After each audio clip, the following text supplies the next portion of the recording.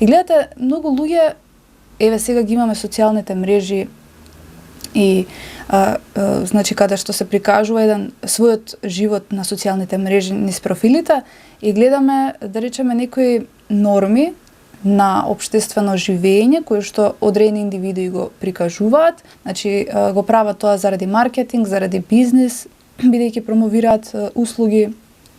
бизнеси, компании и на некој начин го прават тоа совршено за да може да привлекуваат обични луѓе за компаниите да прават пари од нив. Тоа е еден вид зло, бидејќи создава зависност кај човекот од постојана совршеност и усовршување за нешто што не може никогаш да го постигне, бидејќи со текот на старењето природно е човекот да огрдува на некој начин до некаде. Меѓутоа, он го трага целиот свој живот и станува зависен од тоа, со надеж дека нели ќе биде постојано совршен, а тоа е еден значи нереална желба кај човекот, затоа што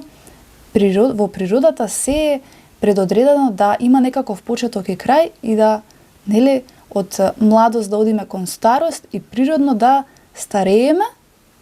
и да го прифатиме тоа како дел од животот, бидејќи не сме вечно во овој земски живот. Она што е балансот и компензацијата во целата таа приказна е со самото тоа старење и брчки и животни маки, пребрежја и искушенија и годините како што ќе растат кај човекот, тоа да го компензира во една длабока внатрешна мудрост и кога ќе ги усвои вистинските духовни вредности на живење, сето тоа ќе се одрази преку духот на човекот. Значи,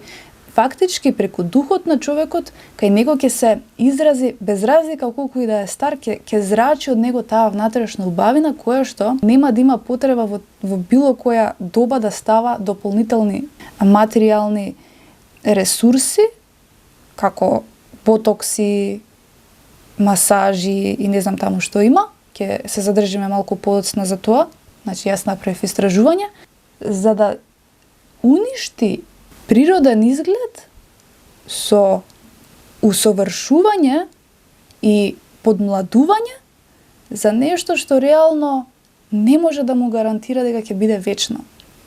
бидејќи не е тоа суштината на животот. Еве, ако се вратиме во 80-тите, 90-тите години, односно во најубавите години од нашите родители, кога биле во екот на младоста и средната доба од животот, 30-40 години, некако ќе приметиме дека сите се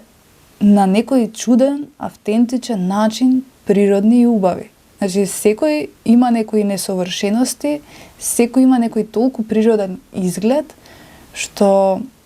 дури чувствуваш дека тоа е како една доба, време во кое што за нас ни е реално непозната. Затоа што сега кога ќе отвориме ние социјални мрежи, значи, што можеме да приметиме? Приметуваме дека секоја втора личност има исти црти на лицето и од тие филери, ботокси што се ставаат и третмани на лицето, некако го прават толку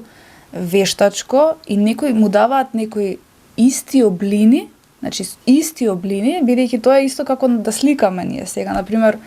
ќе земеме платно и се водиш по некој принцип на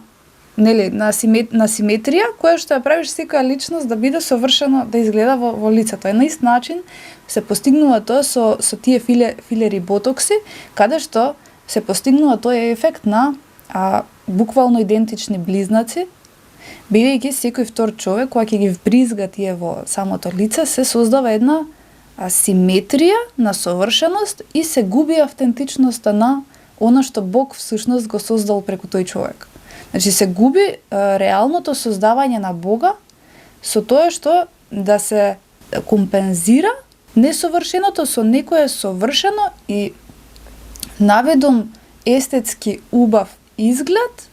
кој што го прави човекот да биде тотално оддалечен од неговата суштинска убавина всушност.